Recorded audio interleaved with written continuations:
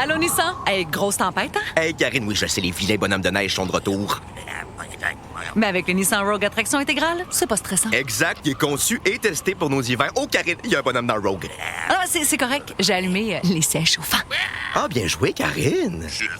Maîtrisez toutes les conditions. Louez le Rogue S 2026 à partir de 0,4% jusqu'à 36 mois, incluant une réduction fidélité de 0,5% pour les clients Nissan admissibles. Jusqu'au 2 mars, sur approbation de crédit, les conditions s'appliquent. Détails chez Nissan. Jeremy Hansen is a Canadian Space Agency astronaut who is gearing up for the mission of a lifetime, a 10-day mission to the moon. The historic Artemis II mission will see Hansen as the first Canadian astronaut to fly to the moon alongside 3 other NASA astronauts. The multi-mission campaign is set to create a durable lunar presence and pave the way for human exploration of Mars. Jeremy Hansen is on the line. Astronaut Hansen, what are you, mission specialist? That's what I should call you? What should I call you, Jeremy? You should call me Jeremy. That'll do for me. But on this mission, I am a mission specialist, and that's just some language we've held over from the space shuttle. But Jeremy works for me. So Jeremy, if we look ahead here, September 2025, we're under a year away from when we hope this mission will launch. How does it feel to be looking at the calendar and counting the months? I think the sentiment for me has been, I'm just having so much fun with the team. I really love this work in the meantime. I don't feel like I'm waiting for anything. I feel like I'm in it. And so when I hear you say that and I realize we've ticked over into October and in theory we're a year away from launch, I'm almost kind of surprised. I haven't really been thinking about it that closely. I just keep saying it's over a year away, but I guess it's under a year away now. So, but the bottom line is it's really amazing work. I love watching the team tackle the problems. I've met so many more people in the team. It's a huge team of people. I see them working in their areas of genius.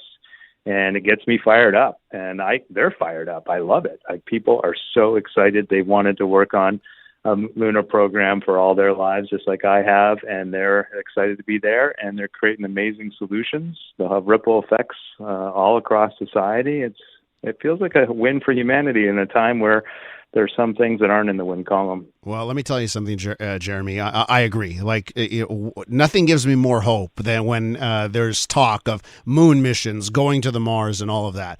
Why don't you fill our listeners in on what the Artemis II mission is all about? Because you're headed to the moon. You won't land on the moon, but tell us what you'll be doing and why it's so important to get back to the moon. Your introduction did a great job of highlighting the fact this is a campaign of Artemis missions, and we are doing Artemis 2. Artemis 1 was an uncrewed mission, so we flew the rocket and the capsule. Artemis 2, we put people in this capsule for the first time. There's a lot of parts to our capsule that are actually brand new because the first version that we flew didn't have any of the life support, didn't have any of the controls, like no screens for us to control the vehicle or manually fly it. All of this stuff is new software. We're developing it right now. And our mission is this capsule. In the future, there'll be a lunar lander that this capsule will rendezvous with. They'll both go to this gateway, the space station that's orbiting the moon. But right now, we're just sort of taking the next step, the bite-sized chunk of figuring out how to take this capsule into deep space. So for Artemis 2, we'll launch out of Florida. We'll have about a day in Earth orbit, some really cool views during that day. We're going to go all the way out to 60,000 kilometers. It's actually really far away. The space station's at 400 kilometers. We're going to take it out to 60,000 kilometers on a bit of a test drive. Gives us 24 hours to see and make sure the capsule is actually ready to go for the moon. And then following that, we'll accelerate. We'll do our translunar injection. That takes us to 39 times the speed of sound. And then we'll fly out to the moon and back. And then that takes another 8 days to do that. 4 days out, 4 days back. So 9+ days, 10 if you round up a little bit. And we will, when we get back, we will have proven out the Orion capsule, this new capsule, and it'll be ready for the next crew to take this architecture to the moon. And I know before you said you're not, focusing on the calendar and the days too, but I would just be so giddy thinking about the moment where you get to look out a window and you're right next to the moon. Are you giddy just about that, about what it's going to be like when you get to experience that?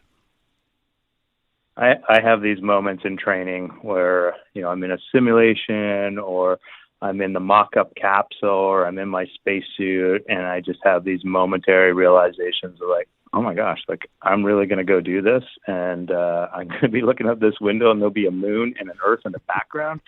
It is a bit nuts. I don't know how else to describe it. I mean, it's crazy that we as humans can do this, that we can come together and build technology that can throw 4 humans around the moon. I am a little bit giddy about it, serious a lot of the time, but when I think about it, I'm like, whoa. And when when I look up at the moon now, it's just a little bit different for me. I'm actually going to go to the moon and come back. I'm going to fly around the far side.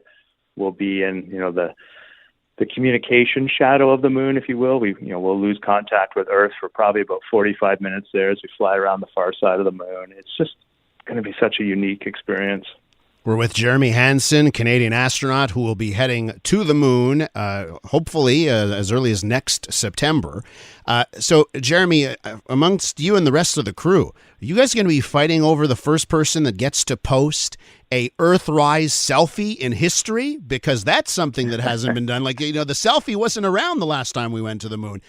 So, I'm just imagining that, now I'm giving you an idea here. There you go. Who's going to be the first to post that selfie? Oh, but you put it on the radio, so now it might be out there.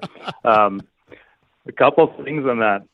Really challenging to take a picture of somebody inside the capsule and the moon outside, just because of the lighting effects. So, I'm sure we're going to try. We're going to try everything we can, but those are some challenging photos. We've been working with the photography experts, to make sure we understand the challenges and can get some great photos, and we will for sure. But the one thing I've learned about my crew is it's just such a team spirit event. I think we're probably going to post things as a group, and I love that. And we are going together, the 4 of us for sure on the capsule, but a much larger team making it happen.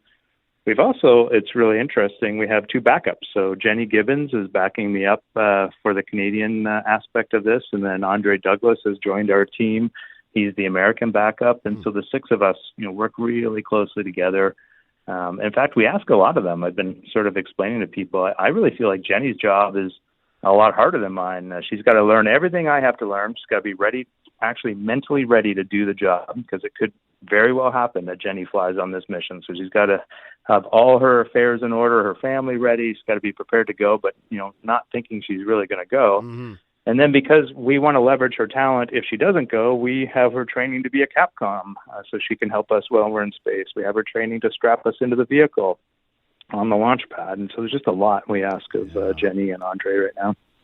Jeremy, listen, I'd be remiss if I didn't ask about any safety precautions or what you're thinking about now. There's we've all seen the stories over the summer of the Boeing Starliner and those 2 astronauts that are now stranded in space a little bit longer than they expected. I think 8 months versus 8 days. For Artemis, why don't you talk to us about maybe are there any worries? Are there, what is happening on that end of things, and the precautions that need to be taken to make sure that everything goes safely? A lot of things to consider with respect to survivability on a mission like this. We spend a great part of our time speaking with the broader team, the experts in the systems, trying to delve into what could go wrong and what we would do if it did go wrong. What backup systems do we have? And so there's a lot of time spent on the morbid side of this. The reality of flying into deep space is there's risk. Of course, there's risk. You can't guarantee a safe flight, but what you can do is you can try to catalog all the risks. You can try to build backup systems and backup plans into it. You can train away some of the risk. So we do a lot of training to mitigate this risk. But at the end of the day, there are some risks you just have to accept. And if they occur, they're unlikely, but if they occur, you can have a loss of crew. And that needs to be a reality that I don't think it's hard for the crew to realize that. We totally know that that's possible. But we need to prepare everybody else to realize that as long as we understood the risk that got us and we accepted it, that is okay. We made that intention. Where we've gone wrong in the past is when not everybody fully understood the risk that some people were accepting. And it's not like that anymore. And I think the Starliner example is a really positive one for the crew, because we really saw everybody digging into the risk and very openly communicating about it. It's a gray area. It's hard to know what the right decision is. But what we've seen with that and the delay we took on Artemis 1 or on our mission, Artemis 2, because of the Artemis 1 heat shield issues, we've seen that the leadership has the courage to make the tough decisions. And that gives me a great deal of confidence and optimism in what we're doing. It makes me know in my heart that although there's risk, we are gonna handle risk the way we should. And we've learned that over the years, and we're applying it. Jeremy, we have to leave it there. I'm sure we're going to have other opportunities to speak ahead of the mission next year. Thanks for your time this morning. No, it's my pleasure. And the last thing I just have to add in there, though, is this is a great time to reflect back to, especially our young Canadians. Look at this as an example of the excellence in our country. Thousands of people worked over decades in our space program to put Canada in this position. It has very little to do with me, Jeremy. I'm just the face of this.